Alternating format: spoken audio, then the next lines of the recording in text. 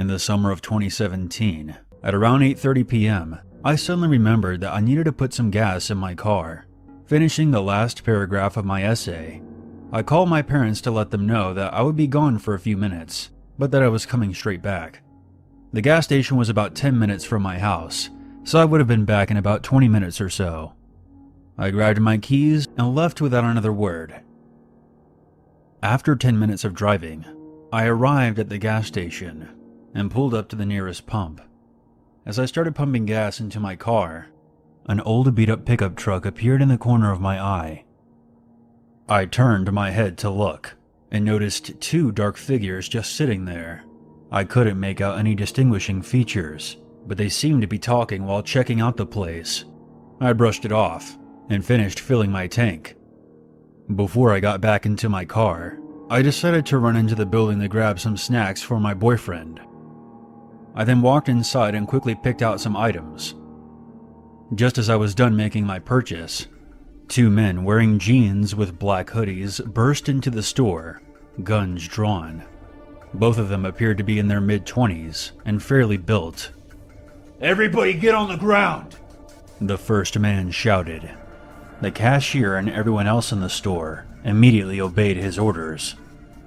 There was a few panicked whispers until one of the men shouted at them to shut up. I felt my heart pick up its pace, and my blood ran cold. These men were about to rob this place, and possibly shoot up the customers or the cashier. I prayed silently to myself that no one would be killed or seriously injured. One of the men grabbed my hair. "You, stand!" he commanded. Fearing for my life, I did as he ordered. Almost immediately, I felt an arm snake around my wrist and take hold. I would have elbowed him, stomped his foot, or attempted to punch his face, but I was so paralyzed in fear to think or do anything. The worst part, I felt a gun aiming at the back of my head.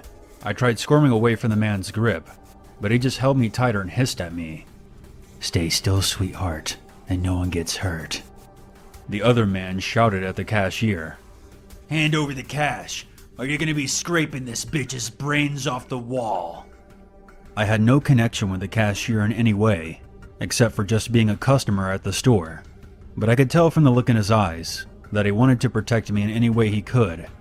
He was an older guy, possibly in his 60s, with glasses on his face. I knew that he had no choice but to comply with their demands.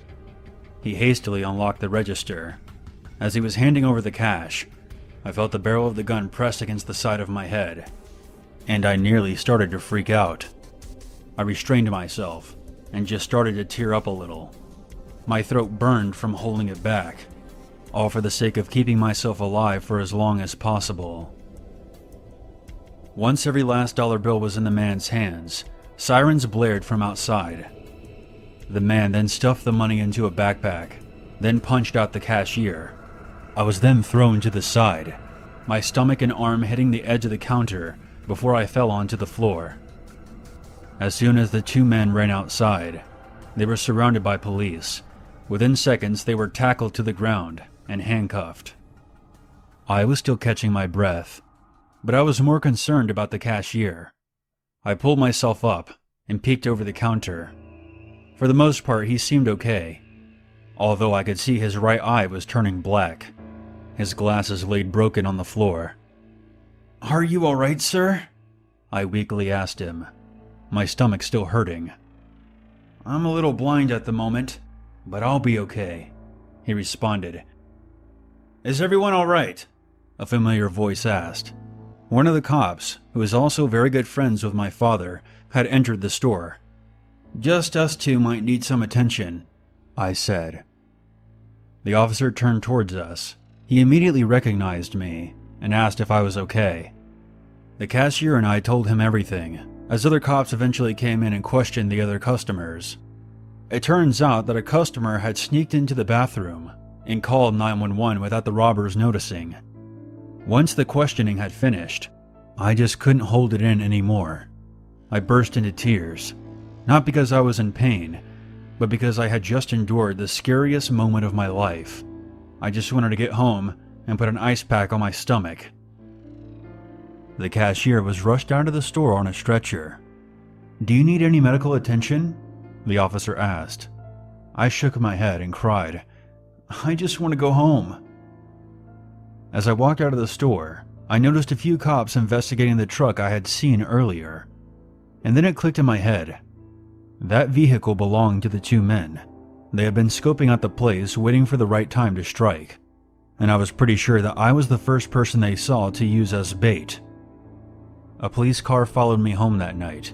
I then made a promise to myself that I would never go certain places at night ever again. This story isn't about me, but a coworker I work with. I work at a TGI Fridays as a waiter. There's this one girl I work with. We'll call her Beth. Beth was a nice girl. If I had to rate her, which I usually don't because every guy has a different taste and beauty is in the eye of the beholder, on a scale of 10, she was a good 7 or 8. So it was pretty obvious she was going to get a lot of attention from our customers. However, when I would greet our customers at the door and show them to our table, there was this one guy who would always ask for Beth. At first, I was okay with it because the customer is always right.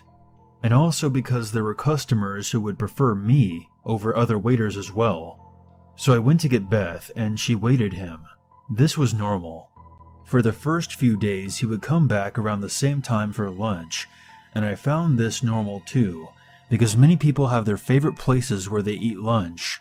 After a while, the other waiters and waitresses and I began teasing her about her new boyfriend. Beth would wait on him like she always did, but now he would come in more than once a day. Beth began to feel uncomfortable with it. She would tell me how he would try to make small talk and flirt with her, and even gave her his phone number. I laughed because it was funny as hell. The whole conversation went over my head, and I told her to just ignore it and take advantage of it because he was giving her pretty hefty tips every time. That was bad advice on my part, because she took it, and it only got worse. After a couple of months, I got a new work schedule because I had more free time and was able to work more. I began to work from 6 to closing time, which was around 2 a.m. It was probably the best work schedule I ever had, because most of the people I talked to at work worked those same hours, including Beth, who also worked from 6 to close. Also because usually after 12 a.m., no one showed up, and the manager would either close early or we would just hang out and eat free food until closing time. So closing was fun. But one of our co-workers noticed that there was always a dude waiting outside near a 7-Eleven every day, and sometimes he would be in this blue Civic. Beth, a couple of waiters, and I knew who he was right away, and we filled each other in on who he was. Needless to say, Beth was really scared at this point. Being friends, we decided to help out in any way possible.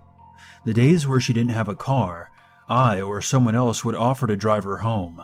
The days where she did, one of us would walk her to her car, and man, that was the right thing to do. One day when I was walking to my car, this guy came up to me. He introduced himself and asked me a couple of questions. One was if there was a job available. I told him how to apply, and that I would tell him if there was a spot open. The other question, however, set off a red flag in my head. He asked me if Beth had a boyfriend, and began talking about her and how gorgeous she was, and how he wanted to get to know her, etc. I laughed and told him, a girl like her probably has a lot of suitors waiting, and she already has one. Not the best response. I texted her about my encounter, and that only contributed to her fear. It got worse. One day she forgot to ask somebody to walk with her to her car, and she went alone. But I ended up following behind, just in case something happened. I followed about 10 steps behind. I watched her get into her car. As I got into my car, I noticed out of the corner of my eye, the blue Civic. She pulled out of the parking lot and everything seemed normal. But he pulled out and started following her, and so did I. I followed far behind so that he wouldn't notice me. The stalker followed her all the way to her house. I texted her to tell her to take the extra long way home because she was being followed, and so that I could end up at her house first. She did, and when she pulled up and saw the blue Civic passed by, she was in tears. She hugged me and thanked me for saving her life. I went back to my car and stayed for 30 minutes, just in case, but the guy never came back. My friend Beth still works at TGI Fridays, but not at 6 to close anymore, and the creepy guy stopped showing up after a while too, and I can only hope it stays that way.